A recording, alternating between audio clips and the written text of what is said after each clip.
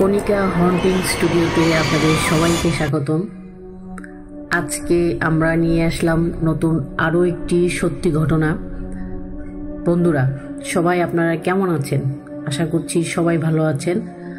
সবচেয়ে বড় ব্যাপার সেটা হচ্ছে আপনাদেরকে ধৈর্য ধরে অপেক্ষা করতে হবে টুইস্টের জন্য। এখানে আমি টুইস্ট সম্পূর্ণ ঘটনাগুলোই আপনাদেরকে জানানোর চেষ্টা করে যাচ্ছি। আমি রিকোয়েস্ট করব ধৈর্য ধরে শোনার জন্য। আর প্রতিদিন নতুন নতুন এরকম ঘটনা সম্পর্কে জানতে হলে আপনারা রাত 9টায় চোখ রাখুন। চলুন তাহলে ঘটনা শুরু করা যাক। এটি হেলথ লাক নার্সিংহোমের 4র্থ তলায় আইসিইউর 41 নম্বর বেডের ভেন্টিলেশনে থাকা রোগী 68 বছরের অরুণাংশু দাসকে দেখে নিজের ঘরে ফিরলেন ডক্টর মিত্র। ঘরে একজন ভদ্রমহিলা বসে ডক্টর সেনকে দেখে হাত জোর করে নমস্কার করে উঠে দাঁড়ালেন। নিজের চেম্বারে একজন অপরিচিত মহিলাকে এত রাতে দেখে একটু বিব্রত ও একটু বিরক্ত বোধ করলেন ডক্টর সেন। নিয়ম রক্ষার প্রতি নমস্কার অত্যন্ত দায়সারাভাবে সেরে জিজ্ঞেস করলেন, কি ব্যাপার? ঠিক চিনতে পারলাম না তো আপনাকে। ভদ্রমহিলা বললেন, আমার নাম শিবানী দাস। আমার স্বামী অরুণাংশ আজ 1 সপ্তাহ হলো ভেন্টিলেশনে। তার ব্যাপারেই আমি আপনার কাছে জানতে এসেছি। ডাক্তার সেন বেশ একটু ঝাঁঝিয়ে উঠলেন, তা এখানে কেন? আমার তো পেশেন্ট পার্টিকে মিট করার ডিফাইন টাইম রয়েছে, ওই সময় আসুন। এটা আউটডোরের সময় নয়, আমার এখনো বেশ কিছু কাজ বাকি আছে, আপনি কাল আসবেন ক্ষণে। শিবানী দাস গলা নামিয়ে বললেন, আমি দুঃখিত, কিন্তু আমার আর সময় হবে না, তাই এখনই জানতে চাই। ডক্টর সেন দেখলেন কথায় কথা বাড়িয়ে লাভ নেই, তাই স্পষ্ট বলে দিলেন, খুব একটা আশা দেখছি না। ব্রেনটা পার্শিয়ালি ডেড, সার্ভাইভ করার চান্স খুবই কম। তাও আমরা চেষ্টা চালিয়ে যাচ্ছি, কিন্তু আর কতদিন? জানতে চাইলেন শিবানী। সে কি আর বলা যায়? যতক্ষণ শ্বাস ততক্ষণ আশ। শিবানী একটা অদ্ভুত কথা বলে বসলেন। কিছুক্ষণ ডক্টর সেনের দিকে অপলক দৃষ্টিতে তাকিয়ে জিজ্ঞেস করলেন, শ্বাস কি আর ওর আছে? এই প্রশ্নের জবাবে ডক্টর সেন প্রস্তুত ছিলেন না। একটু রেগেই বললেন, কি বলতে চাইছেন আপনি? শিবানী সেই একই রকম নির্বিকারভাবে বললেন, ওকে এবার আপনারা মুক্তি দিন। আজ 5 দিন হলো ও চলে গেছে। ডক্টর সেন চোখের চশমাটা খুলে টেবিলে ছুঁড়ে ফেলে বললেন, এতই যদি জানেন তো নিয়ে গিয়ে নিজে চিকিৎসা করলেই পারতেন।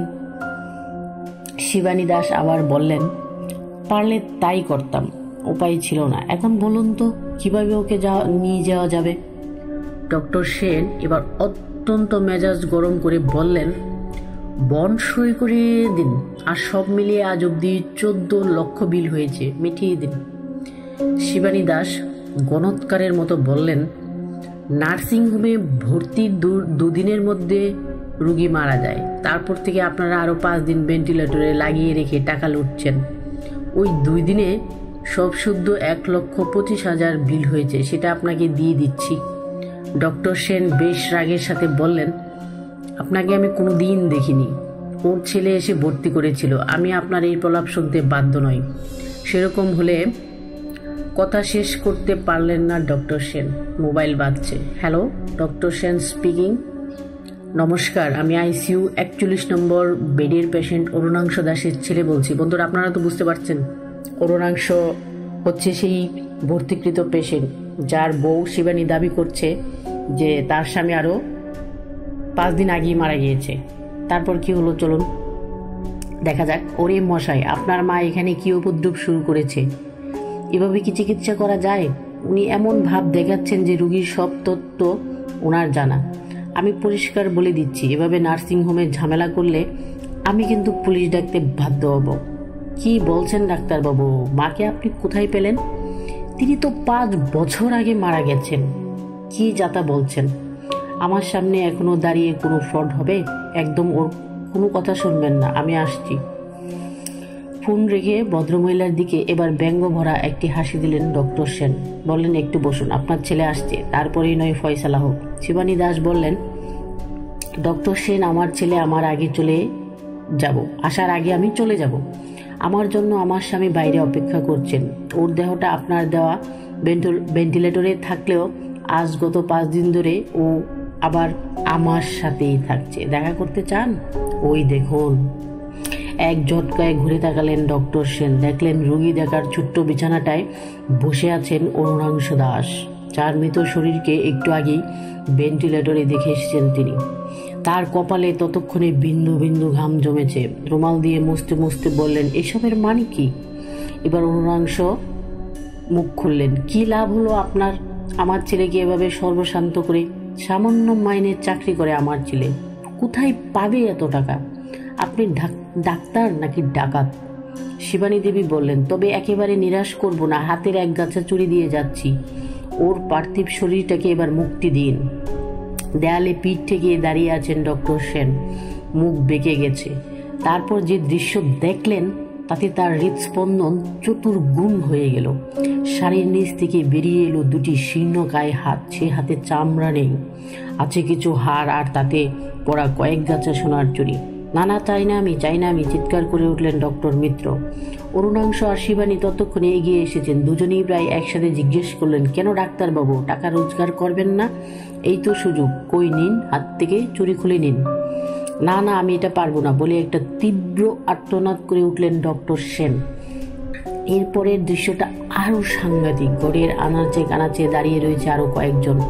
এদের ডক্টর সেন সবাইকে চিনেন। এরা প্রত্যেকেই ওনার পেশেন্ট, যারা এখন মৃত। সবার সাথে এভাবে ব্যবসা করেছেন ডক্টর সেন। মৃত্যুর পরেও সে খবর বাড়ির কাউকে না জানিয়ে ভেন্টিলেশনে রেখে প্রেসক্রাইব করে গেছেন দামি ওষুধ ও ইঞ্জেকশন। আজ তারা সবাই এসেছে কৈফিয়ত নিতে। অনুভব করলেন চোখ দুটি ঘোলাটে হয়ে আসছে, পায়ের জোর হারাচ্ছেন, মাথা ঝিমঝিম করছে। জ্ঞান হারালেন ডক্টর মিত্র এসে নারী দেখে বুঝলেন ডক্টর সেন আর নেই।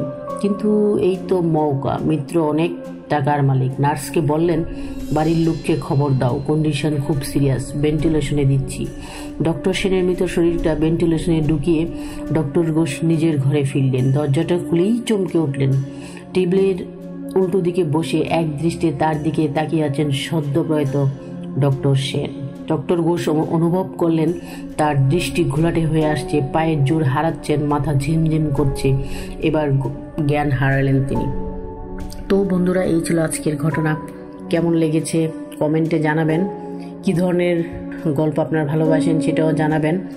এত কষ্ট করে আপনাদের জন্য গল্প নিয়ে আসি, আপনারা একটা লাইক, একটা কমেন্ট করতেই পারেন। তাতে করে অবশ্যই আমরা অনুপ্রেরণা পাই, আরও নতুন নতুন ঘটনা, নতুন নতুন ভৌতিক হরর কাহিনীগুলো আপনাদের সামনে নিয়ে আসতে আরও অনুপ্রাণিত হব। ধন্যবাদ সবাইকে, সবাই ভালো থাকবেন।